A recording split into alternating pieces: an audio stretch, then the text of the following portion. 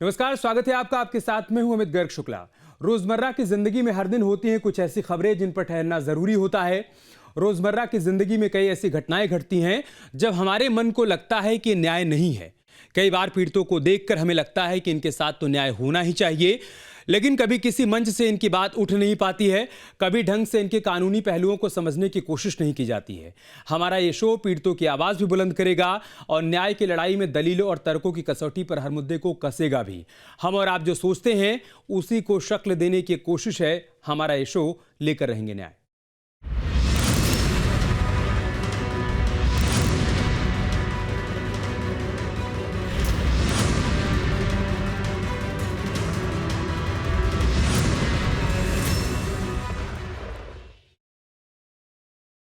देश में बेटी बचाओ बेटी पढ़ाओ की मुहिम चल रही है। खेल के मैदान से लेकर अंतरिक्ष की उड़ान तक बेटियां नया इतिहास लिख रही हैं। लेकिन मध्य प्रदेश के रतलाम में सामाजिक कुप्रथा के नाम पर उन्हीं बेटियों का शारीरिक, मानसिक और सामाजिक शोषण हो रहा है। और बेटियों का उत्पीड़न करने वाले कोई और नहीं बल्कि उनके माता पिता और उनके अपने रिश्तेदार हैं। पहले आप एक रिपोर्ट देखिए, फिर चर्चा करेंगे कि सामाजिक कुप्रथा के नाम पर अगर ये खेल यूं ही चलता रहा तो फिर कैसे बचेंगी बेटियां और कैसे पढ़ेंगी बेटियां।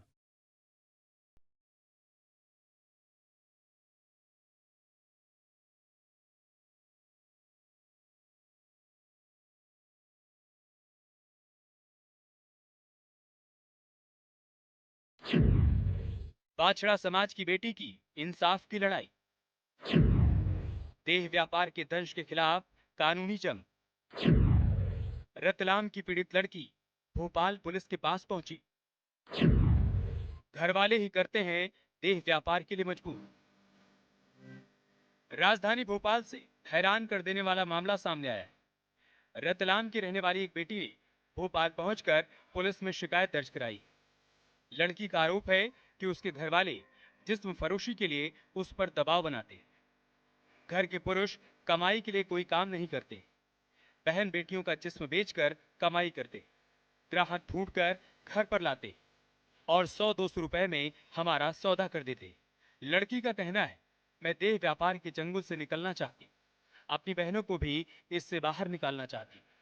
पीड़िता ने अपने माता पिता और मामा के खिलाफ महिला थाने में एफआईआर दर्ज कराई। व्यापार के धंधे में मैं वहाँ पर फंस चुकी थी, तो इसलिए मैं हिम्मत करके मैं यहाँ पर भोपाल आई हूँ। और भोपाल में आकर भी मेरी कोई एफआईआर वगैरह कुछ नहीं हो रही थी, तो मेरे एनजीओ सर और वकील सर के माध्यम से मेरी 0 एफआईआर हुई और उसके बाद मेरे घर वालों को भी अरेस्टेड कर लिया गया। बस तो मैं यहाँ तक हिम्मत करके आई हूँ और इनके सपोर्ट के माध्यम से आज मैं सेफ हूँ। मध्य प्रदेश के कुछ इलाकों में बाछड़ा समाज के लोग रहते हैं और एक शापित कुप्रथा इस समाज में आज भी जीवित। जागरूकता के बावजूद ये खत्म नहीं हुई है। इस समाज के लोग आज भी अपने घर की महिलाओं से देह व्यापार कराते हैं। विरोध करने पर कहते हैं कि ये समाज की प्रथा है। और लड़की ने बताया परवलिया गांव में ये सब काम चलता है और कई लड़कियां, नाबालिग लड़कियां, हमने एसपी साहब हैं शायद अमित सिंह जी, उनसे भी संपर्क साधा है कि आप वहाँ पे एक कैंप लगाएं। चाहे तो हमारे एनजीओ, हमारी संस्था की मदद लें, अपन मिलके कैंप लगाते हैं और वहाँ पे रेस्क्यू करते हैं। ऐसे ही हम 16-17 लड़कियों को पहले बचा चुके हैं, रेस्क्यू कर चुके हैं और हमारा आगे भी प्लानिंग है कि अगर नाबालिग लड़कियों की हमें जानकारी मिलती है तो हमारी टीम भेजते हैं और उनकी पूरी रेकी करवा के उन लड़कियों को वहाँ से बचाते हैं। लड़की ने पुलिस को बताया कि उसके गांव की सभी लड़कियों से ऐसा ही काम करवाया जा रहा है। उसने बताया कि पहले वो स्कूल जाती थी, लेकिन 14 साल की उम्र में उसे देह व्यापार में धकेल दिया गया।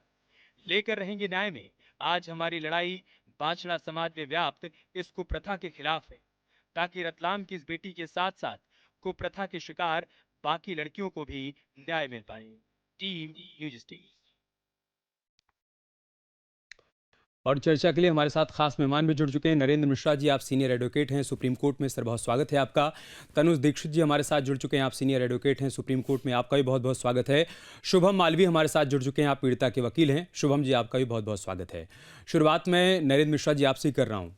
बहुत हैरान परेशान करती है रिपोर्ट कि 21वीं सदी में जहां पर बेटियां अंतरिक्ष में इतिहास लिख रही हैं, जहां पर नए नए मुकाम हासिल कर रही हैं, खेल के मैदान में भी अपना जौहर दिखा रही हैं, वहां पर बाछड़ा समाज में आज भी एक कुप्रथा व्याप्त है। देखिए, ये जो घटना घट रही है, ये मध्य प्रदेश के एक विशेष 2 जिलों में लेकर के है, जो बाछड़ा समाज से लेकर के जुड़ी हुई। एक तो मंदसौर का है और दूसरा रतलाम को लेकर के। रतलाम को लेकर के काफ़ी हाईलाइट मुद्दा है अभी वर्तमान में, पर सेम समाज के लोग वहाँ भी पाए जाते हैं। वैसे ही समझने की ज़रूरत है, जैसे सेम कास्ट के लोग एक दूसरे जिलों में पाए जाएँ, पहली बात। दूसरी बात, यह किसी एक प्रकार की प्रथा नहीं है, यह सामाजिक तरीके से, एक संगठित तरीके से, ये पूर्ण तरीके से संगठित एक अपराध किया जा रहा है, जो कि ये मध्य प्रदेश स्टेट गवर्नमेंट को भी फॉलो अप में लेना चाहिए। और साथ ही साथ में कोई भी समाज में इस तरह से देह व्यापार का धंधा चल रहा है और उनके पेरेंट्स इस तरह से अलाउ कर रहे हैं, इस तरह से मैरिज होने के बाद लड़कियों को वहाँ पर किस प्रकार से पीड़ित करके भेजा जा रहा है। इवन लड़कियाँ ही बस नहीं, यदि उस गाँव में, मैं आपसे बोलना चाहता हूँ क्योंकि उस वहाँ के जो NGOs हैं उन लोगों ने भी हमसे बात किया है, क्योंकि आपकी बात आई थी मेरे पास, उसके बाद मैंने शुरू किया। उन्होंने बताया कि सर, इस गाँव बछड़ा समाज के जो गाँव के लोग हैं, यहाँ लड़के वाले जो पक्ष हैं वो भी लड़कियों के लिए शादी के लिए दहेज भी देते हैं, और जैसे ही वो लड़कियां आ जाएंगी उसके बाद इस धंधे में उनको सम्मिलित कर दिया जाता है और क्रमशः उनको प्रेरित किया जाता है, और प्रेरित करने के 5-6 बड़े उपाय किए जाते हैं। उसके बारे में मैं बताना चाहता हूं, जिससे मुझे लगता है कि काफी सुधार हो सकता है गवर्नमेंट लेवल पर भी, पुलिस लेवल पर भी, जुडिशरी लेवल पर भी। मैं तीनों लेवल में क्रमशः 2 मिनट में आपको ब्रीफ कर रहा हूं जी। पहला उनका जो तरीका टैक्टिस है, जो पुरानी कहानियां होती, हमारी दादी कहती थी, हमारी नानी कहती थी, इस तरीके से स्टार्ट करती हैं और क्रमशः उनको जब बचपना शुरू होता है, 5 साल की, 6 साल की हुई, और वहां से शुरू करके उनको एडल्ट एज की तरफ या टीन एज से 14-15 साल की तरफ जैसे ही पहुंचती हैं, तब तक में उनको मेच्योर करके उनको उस धंधे की तरफ आकर्षित करना शुरू करती हैं, पहला। दूसरा, इसके साथ में रीत रिवाज जो वहां पर बना दी गई है, इसी को रीत रिवाज के साथ में फॉलो अप कर दिया जाता है कि आपके घर में आपकी माँ, आपकी बुआ, आपकी भाभी, आपकी सिस्टर इसी तरह से क्रमशः कर रही, इसलिए आपको भी करने में समाज में कोई भी आपको कोई वंचित नहीं कहेगा, कोई आपको अलग भी नहीं कहेगा। तीसरा, इसके साथ में जो बच्चियां पढ़ना भी चाहती हैं, मान लीजिए 8वीं क्लास की बच्ची है, 7वीं क्लास की बच्ची है, उसके बाद वो नॉर्मली 14 ईयर्स के आसपास हो जाती है, उसके बाद आगे उसको शिक्षा के जो रास्ते हैं उसको लगभग बंद करा दिया जाता है और इस तरह के कार्यों के लिए प्रेरित करना शुरू कर दिया जाता है। तीसरा रास्ता है जो लड़कियां पढ़ रही हैं, यानी 14 साल के आगे। चौथा के साथ, तीसरे के साथ में चौथा जो आ रहा है, ससुराल वाले भी इसमें कई बार शामिल होते हैं, और ससुराल पक्ष में जो लड़कियां मान लीजिए इस तरह से काफी पढ़ी लिखी उस गांव में आ रही हैं, तो उनको भी इसी धंधे के लिए प्रेरित करने के लिए मैंने आपसे पहले भी बताया, यह पूरी तरीके से जो एक संगठित समायोजित तरीके से जो अपराध चल रहा है, यह पूरे के पूरे वहां ब्लड में आ गया है, लोगों को इस तरह से नशे के रूप में घुस गया है, जिसका उपचार होना आवश्यक है, और जिसे नाम दिया गया है प्रथा का। इस पे कानून क्या कहता है उस पर हम बातचीत करेंगे, लेकिन हमारे सहयोगी अंकित हमारे साथ जुड़ चुके हैं, उन्होंने पीड़िता से बातचीत की है। आइए जानते हैं कि पूरा मामला क्या है। अंकित, समझाइए एक बार आप। रतलाम के एक गांव में, जिस गांव का नाम परवलिया है, वहां पर ये पूरा खुलेआम व्यापार चलता है और ये व्यापार घर घर चलता है। और भी लड़कियां हैं जो कि आगे पढ़ना चाहती हैं, लेकिन वो निकल नहीं पा रही, लेकिन इस लड़की ने जो है हिम्मत दिखाई है और ये अब निकल कर आई है, और इसने जो है कोर्ट में भी एक पिटीशन फाइल की है और तमाम बातों को रखा है। हालांकि लड़की साफ कह रही है कि जब वो भोपाल पहुंची और वो महिला थाने गई तो उसकी बात को सुना नहीं गया, लेकिन कहीं ना कहीं अब जब कोर्ट में ये पूरा मामला पहुंचा है तो हम उम्मीद लगा सकते हैं कि इस मजबूर लड़की को न्याय मिलेगा। ठीक है तनुज जी, जब मेरे सामने खबर आई और ये तय हुआ कि इस पर हमें लेकर रहेंगे, न्याय करना है, तो मेरे लिए बहुत हैरान करने वाली खबर थी। फिर मैंने रिसर्च किया इसके बारे में, तो मालूम हुआ कि ये तो बहुत समय से होता आया है और कई बार इसके खिलाफ मुहिम भी छेड़ी गई, कई मामले सामने आए। क्या पुलिस ने कभी ठोस एक्शन नहीं लिया, कभी इसको लेकर कोई ठोस रणनीति नहीं बनाई गई, इस वजह से ऐसे मामलों पर रोकथाम नहीं हो पाई और ये कुप्रथा आज भी समाज में व्याप्त है? देखिए, भारत का संविधान में आर्टिकल 23 ये बोलता है किसी भी तरीके की तस्करी पर रोक लगाना बेहद जरूरी है। साथ ही संविधान का आर्टिकल 23 ये भी बताता है कि कोई भी प्रथा इस समाज की संविधान से ऊपर नहीं है।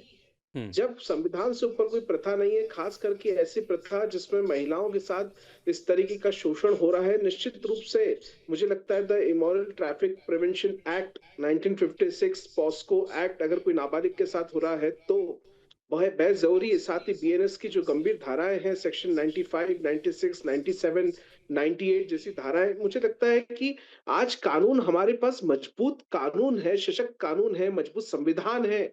ऐसे में क्यों कोई एक्शन लेने में इतनी समस्या हुई, इतनी देरी हुई? क्यों वो लड़की को उसके जिले में उसकी सुनवाई ना होते हुए उसको यहाँ तक भोपाल तक आना पड़ा? क्यों भोपाल आकर के उसे किसी संस्था के एनजीओ के माध्यम से और वकीलों के माध्यम से एफआईआर रजिस्टर्ड करानी पड़ी?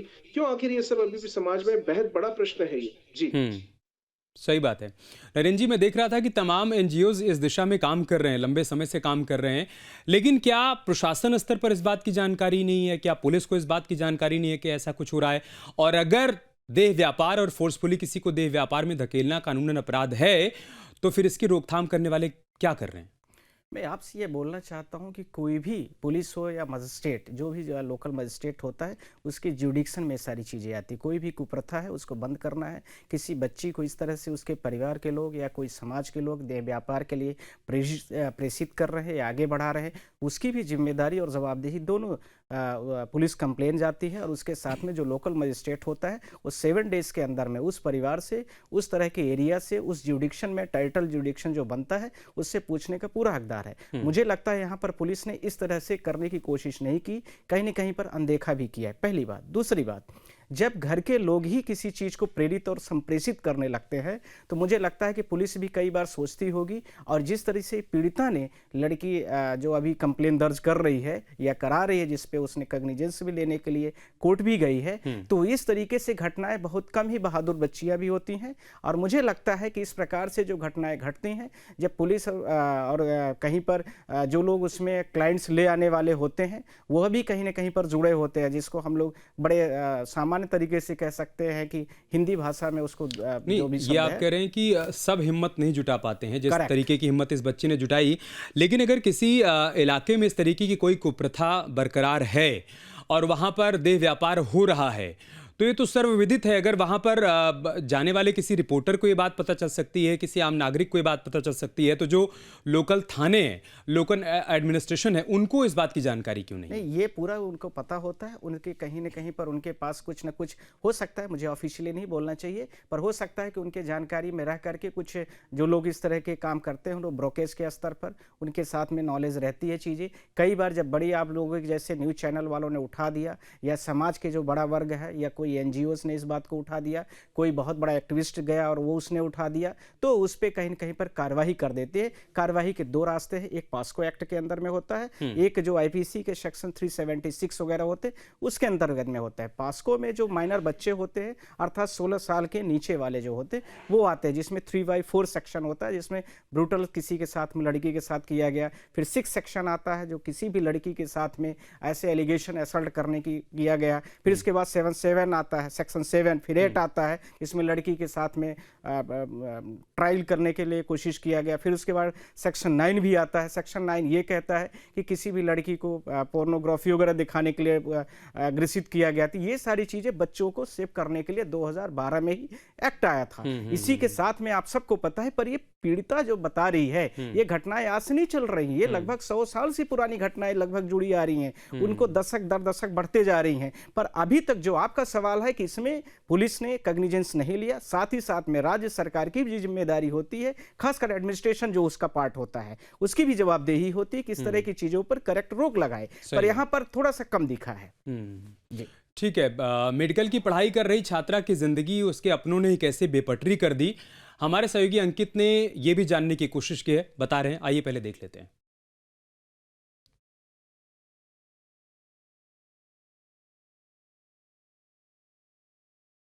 ये साफ लड़की कह रही है कि उसके माता पिता और उसके मामा जो है उसे देह व्यापार में धकेल रहे थे और 14 साल की उम्र से ये उस पीड़ा को झेल रही थी जो करने को इसका मन बिल्कुल भी राजी नहीं था। हालांकि जब ये बड़ी हुई तब इसको थोड़ा समझ में आया तो इसने फैसला लिया।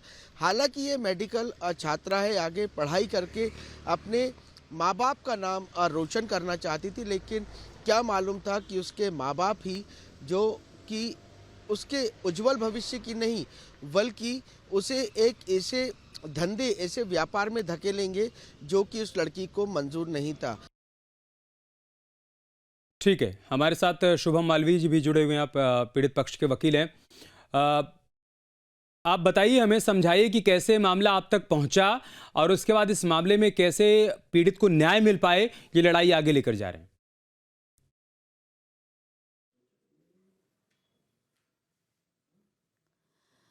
मैं एडवोकेट स्वीटी मालविया हूँ। जी। ये हमारे एक एनजीओ से हम लोग का लिंक्ड है, तो जो शुभम मालविया जी द्वारा संचालित किया जाता है। तो ये एडवोकेट स्वीटी, मैं एज एडवोकेट स्वीटी मालविया, तो ये मैंने देखा, ये बहुत बड़ा ही जो कानून व्यवस्था के इस तरीके से बोला जाए तो ये पॉक्सो एक्ट में आता है, साथ ही साथ ये आपके भारत न्याय संहिता में आता है। जो एक छोटी सी बालिका के साथ इतना बड़ी चीज़ हुई है, जो आज के दौर में इस मॉडर्न ज़माने में बच्चों के साथ उसके माता पिता, उसके मामा के द्वारा ये सब बेचारी छोटी बच्ची जो 14 साल की उम्र से स्टार्ट होके आज वो 21 साल की हो रही है, उसके साथ ये सारी यौन उत्पीड़नता एक तरीके से बहुत ही काफी नहीं स्वीटी जी, एक बात बताइए, मैं उसकी बात सुन रहा था, तब उसने कहा कि इससे पहले जब उसकी तरफ से शिकायत दर्ज कराई गई थी लोकल थाने में, तब पुलिस ने उसके घर वालों को बुलाया और घर वालों ने पुलिस को कुछ पैसे दिए और फिर पीड़ित को फिर से हैंडओवर कर दिया गया घर वालों के हवाले। तो इस बार ऐसा ना हो, इस बार पुलिस ठोस कार्रवाई करे, चूंकि उसने हिम्मत दिखाई है तो उसकी हिम्मत की एक तरफ तो तारीफ होनी चाहिए और उस पर एक्शन होना चाहिए। ये कैसे सुनिश्चित किया जाएगा कि पिछली बार की तरह इस बार ना हो?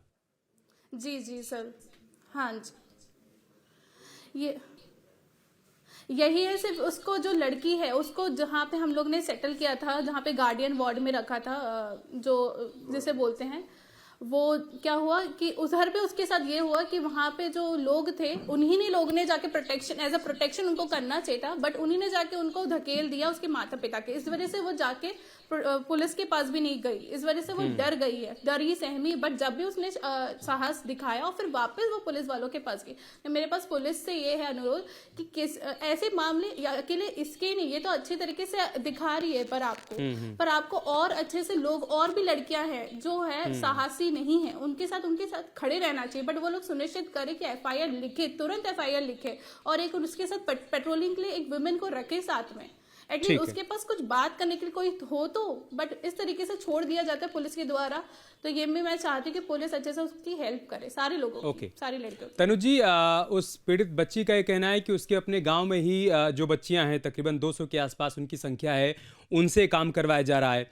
उस इलाके में अगर हम बात करें तो 2000 के आसपास महिलाएं हैं, बच्चियां हैं, जिनको देह व्यापार के इस धंधे में, इस दलदल में धकेल दिया गया है। क्या जो लड़कियां हिम्मत करके आगे आती हैं, उनकी शिकायत पर उचित कार्रवाई नहीं होना बल देता है उन लोगों को जो इस काम में संलिप्त हैं, और बाकी लड़कियों की हिम्मत और टूट जाती है कि उसने तो हिम्मत दिखाई थी, शिकायत दर्ज कराई थी, कोई कार्रवाई नहीं हुई, हम भी अगर लड़ाई लड़ेंगे तो क्या ही हो जाएगा? क्या ये होता है क्या तनुज जी? ये लड़की की जो एफआईआर रजिस्टर्ड कराई है, ये एनजीओ आगे उस समस्त समाज की जो और भी लड़कियां इस जाल में हैं, उन सबके लिए एक पूरी पीआईएल लगा करके भी शिकायत एफआईआर करवा सकती हैं। साथ ही साथ कोर्ट के माध्यम से भी इसमें संज्ञान दिलवा करके इस प्रथा को ऊपर जो है बैन लगाया जा सकता है। तो निश्चित रूप से बहुत सारे तरीके हैं जो ऐसे समाज में कुनीतियां जो बनी हुई है, और कहीं ना कहीं ये अभी तक सामाजिक स्तर पर इन पे ध्यान नहीं दिया गया है, तो पूर्ण रूप से ध्यान दिया जा सकता है। कोर्ट के माध्यम से, एफआईआर के माध्यम से समाज में ऐसी कोई भी प्रथाएं संविधान के ऊपर नहीं है, निश्चित रूप से उनके ऊपर कार्रवाई हेतु आगे प्रयास करने की आवश्यकता है। ठीक है, नरेंद्र मिश्रा सर, क्या यहाँ पर मानवाधिकार आयोग का भी रोल आ जाता है? क्या यहाँ पर महिला आयोग का भी रोल आ जाता है? क्योंकि अगर इस तरीके से बड़े पैमाने पर किसी इलाके में या किसी भूभाग में ऐसा कुछ हो रहा है तो इसकी जानकारी तो उनको भी होनी चाहिए, और अगर जानकारी हो रही तो फिर वो कर क्या रहे हैं? करेक्ट, आपने बड़ी अच्छी पॉइंट्स को उठाया है। मानवाधिकार जो होता है नेशनल ह्यूमन राइट्स कमीशन, उसमें स्टेट लेवल में भी फंक्शन करता है, सेंट्रल लेवल में भी फंक्शन करता है। इसमें रिटायर्ड जजेस होते हैं, इसके जो मेंबर्स होते हैं, पर उनको इन चीज़ों को जो ट्रायंगुलर्स भारत देश का गोल्डन से आर्टिकल्स बोला जाता है, आर्टिकल 14, आर्टिकल 19 और आर्टिकल 21, ये सारे मैटर्स जो होते हैं, जैसे आर्टिकल 14 कहता है इक्वलिटी बिफोर द लॉ, तो सबके लिए जब नियम कानून बराबर है, और सरकार ने पॉस्को एक्ट भी बना दिया है, इसी के साथ में जब सीनियर सीनियर महिला मान लीजिए 16 साल से ऊपर है, एडल्ट के लेवल पर आ गई, तो उसके लिए जो आईपीसी के सेक्शन है उसको लगाने के लिए, इम्पोज करने के लिए दिया गया। तो फिर ये सब चीज़ें जब प्रथा के रूप में चल रही हैं, आगे बढ़ रही हैं, और आप जैसे न्यूज़ चैनल वालों ने जब तक नहीं उठाया तो मुझे नहीं लग रहा है कि सारी चीज़ें बड़ी थी। तो इनमें अभी तक उन्होंने कोई जिम्मेदारी और जवाबदेही के साथ में न तो वहाँ पर इन चीज़ों को, जो महिलाओं को, जो बच्चों को लेकर के इस प्रकार की पीड़ित और प्रताड़ित सुनियोजित तरीके से जो संरचना चल रही है, जो बच्चों के भविष्य को बर्बाद कर रही है, बच्चों को शिक्षा से बाहर कर रही है, वंचित कर रही है, आर्टिकल 21 का कंप्लीट वायलेशन कर रही है। इसके साथ में स्टेट गवर्नमेंट की जो ड्यूटी होती है, आर्टिकल 37 से उठा करके 51 तक चले जाइए आप, वहां तक सारे स्टेट की जो है पूरी ड्यूटी। इसी के साथ में महिला जो स्टेट का आयोग होता है, वो बड़ा एक मिनिस्टर लेवल का उसको ऑफिशियली दर्जा दिया जाता है, वो कहां चली गई? महिला आयोग भी गायब है। तो मुझे लगता है कि इन सब लोगों की जवाबदेही, जिम्मेदारी होती है, साथ ही साथ में और भी जो विभिन्न मंत्रालय है उनकी भी जिम्मेदारी है। हम उम्मीद करेंगे कि इसके बाद वो सभी लोग इसका संज्ञान लेंगे और इसमें एक्शन देखने को मिलेगा। लेकिन अंकित, आप हमें बताइए कि इस पूरे मामले में क्या कार्रवाई की जा रही है, अधिकारी क्या कह रहे हैं जब उनको मालूम हुआ कि इस तरीके से किसी इलाके में कुप्रथा के नाम पर देह व्यापार करवाया जा रहा है, तो क्या कह रहे हैं वो? जी हाँ, बिल्कुल। एनजीओ की बात करें तो तमाम एनजीओ जो है अब इस लड़की के सपोर्ट में आ गए हैं, और तमाम एनजीओ जो है सपोर्ट की बात भी कर रहे हैं। लगातार जो है कोर्ट में भी पिटीशन फाइल की गई है। अब देखने वाली बात होगी कि जो लड़की कह रही है, जो अपने मुंह से जो अपनी आपबीती बता रही है, अब उसको किस तरीके से न्याय मिलता है। क्या उसके माँ बाप को इसकी सज़ा मिलती है, क्या उसके मामा को सज़ा मिलती है, अब ये देखने वाली बात होगी। स्वीटी जी, शिकायत तो दर्ज हो गई है, आप लोग उस पीड़ित के साथ खड़े भी हैं। शिकायत दर्ज होने के बाद क्या हुआ है? क्या पुलिस ने पीड़ित के परिवार को कोई नोटिस जारी किया, उनसे संपर्क किया, उनको बुलाने की कोशिश की, ये जानने की कोशिश की कि आपकी बेटी ने आप पर ये आरोप लगाया कि आप उसको देह व्यापार में धकेल रहे हैं और आप पर ये कार्रवाई बनती है? ऐसा कुछ किया गया?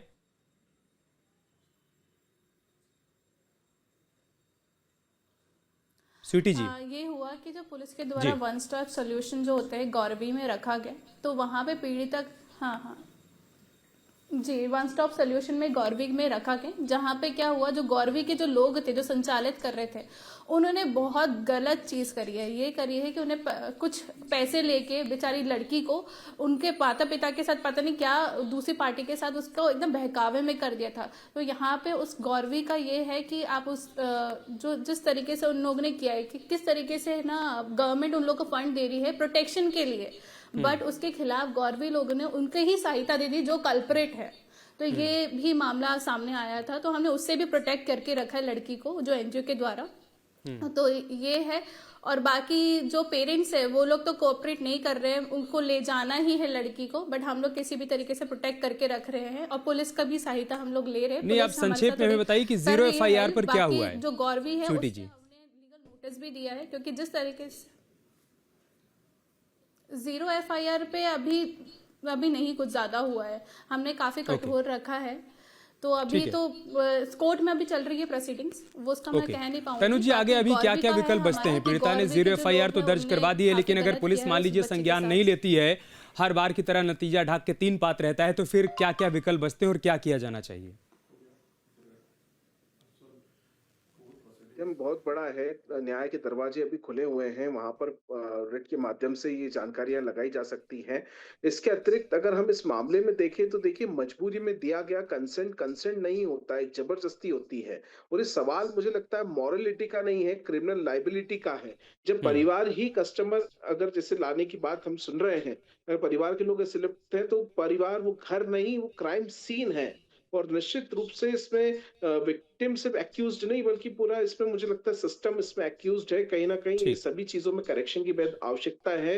बेहद संवेदनशील गंभीर मामला है, और निश्चित रूप से इसमें त्वरित एक्शन की बेहद आवश्यकता है। पुलिस से भी यही उम्मीद की जाती है, कानूनी रूप से इसमें और भी जो मदद लगती है, मुझे लगता है निश्चित रूप से न्यायालय के माध्यम से भी इसमें न्याय मिलने की पूर्ण उम्मीद रहेगी। जी ठीक है। नरेंद्र सर, न्यायालय के दरवाजे अभी खुले हुए हैं, वहां पर भी याचिका लगाई जा सकती है अगर पुलिस कार्रवाई नहीं करती है। देखिए अभी तो स्टेट लेवल पे तनु जी लोग और आपसे जो जुड़े हुए हैं पीड़िता पक्ष के और भी बहुत सारे काउंसिल लगे हुए हैं। मेरा भी स्टेट मध्य प्रदेश है, तो ये चीज़ जग जाहिर है कि मुझसे भी ये चीज़ें छूटेंगी नहीं। और यदि स्टेट गवर्नमेंट इस तरीके से चीज़ों को रोक नहीं लगाती है तो इसमें कग्निजेंस सुप्रीम कोर्ट को हम खुद रिक्वेस्ट करेंगे, जैसा कि हमने बहुत सारे मैटरों में किया है कि ऑनरेबल इसमें कग्निजेंस लिया जाए। और इस तरीके से हजारों बच्चियों का भविष्य पूरा खतरे में है, तो यदि इस तरीके से किया जाता तो ठीक है। साथ ही साथ में मैं आपसे 1 मिनट का और भी टाइम लेना चाहता हूँ, यदि आप इजाजत करें।